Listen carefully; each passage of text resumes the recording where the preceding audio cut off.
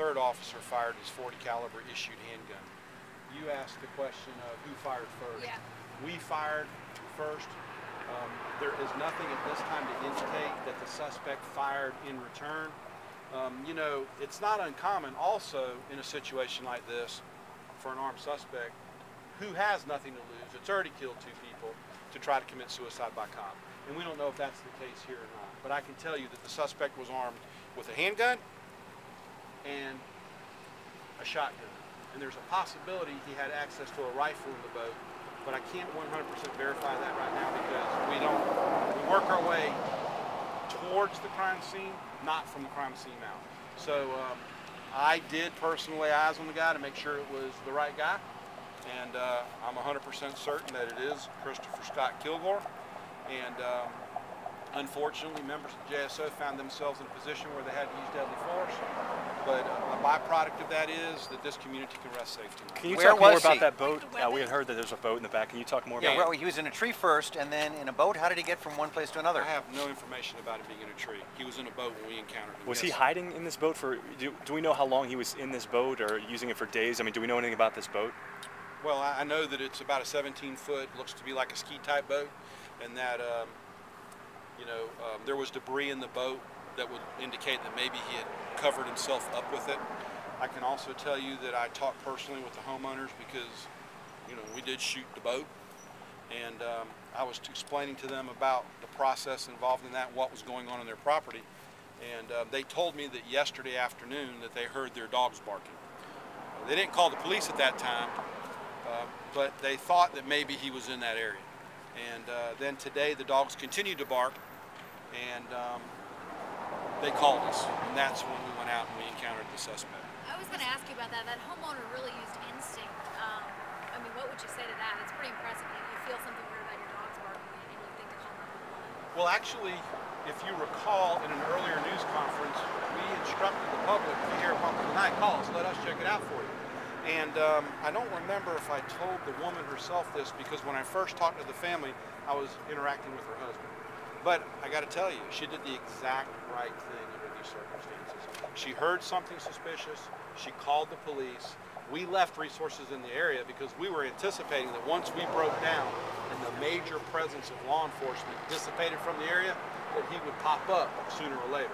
And we had assets in the area that could respond within a minute or two to the call, and it paid off for us. You have one man, 2 different agencies, 5 days. How was this guy able to stay with, how come you guys didn't catch him until now? Well, what I would tell you is this. I personally flew over the perimeter that we were searching in the JSO helicopter 2 days ago. We were literally looking for a needle in a haystack. You're talking, estimates I've heard, 2,500 to 5,000 acres of land. There are a million places that a person can hide. And then you add on top of that, the person's desperate. So a desperate person is going to take desperate measures. All I can tell you is that we did not spare any resources to try to capture this suspect without causing undue hardship to the community and without having to use force on the suspect. He was given every opportunity to give up. He chose the course of action that transpired today, and it's unfortunate that our officers found themselves in a position where they had to shoot. We saw anything else inside that boat besides the guns? Do you have food? Well, I don't know about that. I can tell you there were shotgun shells strategically placed within the boat, so as to if he needed to fire, hold us off. Who knows what he was thinking? We'll never know now. We saw the ambulance moving. Did he die right away? Do we know if he expired right away? Well, no, we don't know that. We had heard non-life-threatening injuries. I don't know where you heard that. I can tell you whoever told that didn't know what they were talking about, okay? But what I will tell you is this. Look, we had the guy on the boat. Our officers encountered him. They gave verbal commands after the encounter to give it up, give it up. We got no response from him. The safe and prudent thing for our officers to do, and what they did, is they backed off, they established a perimeter around the boat, and they called in the SWAT team. Now, I don't know if you saw it or not, but we brought in a couple of our armored vehicles, and it took us a while to get it from the other side of town to here. And once we got it, it's got a ballistic shield on it. We put SWAT team members in a K-9 unit on the raised platform. We rolled them up to the boat in order to verify he was dead. Because the last thing we wanted was this guy to be playing possum and try to take a police officer out as his last stand for glory. So that's what took us so long to verify that he was dead. But I can tell you, from what I saw, he didn't live long after being shot. What about the parents? We'd heard maybe one of them was possibly out of the hospital. Are they aware of this now? I would have to defer to Clay County on the parents. That case is in their jurisdiction, and I don't really know. So Jared, both parents have been notified, and they are in fact still in the hospital. Jared Reston, I think, was shot a few years ago by a suspect, if I'm not mistaken, in the Regency area. It's pretty remarkable. He goes from being shot in the face several times, as I recall, to then helping end a dangerous 5-day stand. So, well, the reason it's pretty remarkable is because Jared Reston is a remarkable officer. Next question. yes. Can you describe the layout a little bit better? Was the boat dry docked? Was it in the water? Oh no, it wasn't. It was on a trailer. Okay. Pushed up, wooded area. It was a cleared wooded area adjacent to trees, and the motor was covered in a garbage bag, like you put your leaves in, and it had a lot of plywood and stuff like that inside of it. So I don't know if the bad guy put plywood in there to cover up, or if it was there and he just got underneath it. But it wasn't in the water. It was on a trailer. Could he have been hiding there for several days?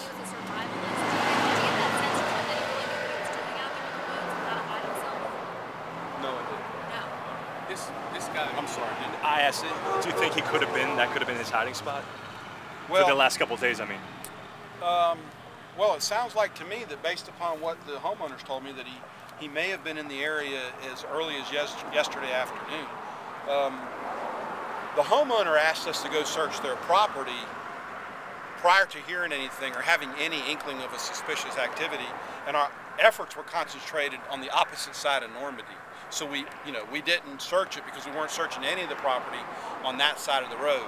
We had every indication that, based upon eyewitnesses, that he was on this side of the road, and then some of the forensics that we picked up, through using canines and things of that nature, that he was on this side of the road.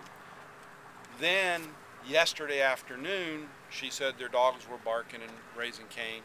She walked out there and didn't see anything, and I asked her about that. She said she felt okay because she had her gun.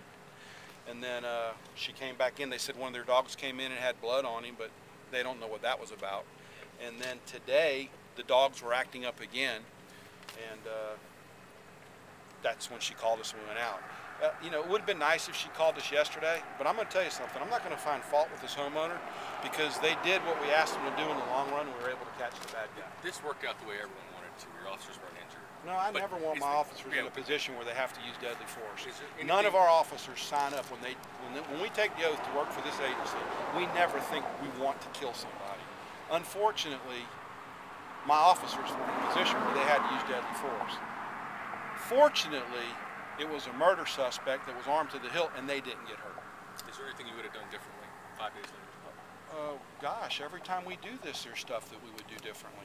The fact of the matter is, this agency's always striving to be better. We'll get together as a team one day next week, and we'll look at everything that we did. If it could be that we should have gotten bug spray out to our officers quicker.